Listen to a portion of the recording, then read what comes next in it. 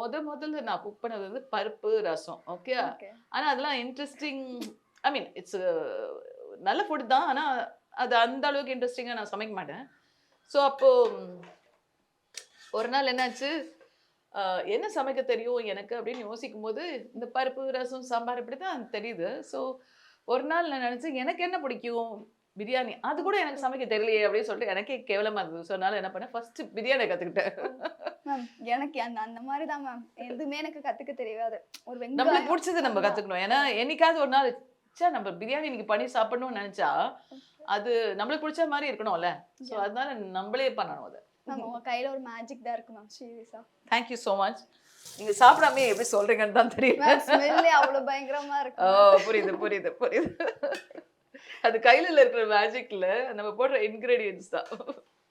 ஆனா சொல்லுவாங்க, சில பேர் வந்து சுடு தண்ணி வச்சு குடுத்தா கூட டேஸ்டியா இருக்கும்னு. ஸோ அந்த கேட்டகரியா நானுன்னு எனக்கு தெரியாது.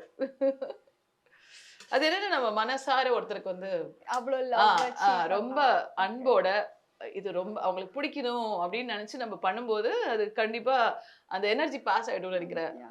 அதனால எல்லாருக்கும் பிடிக்கும்.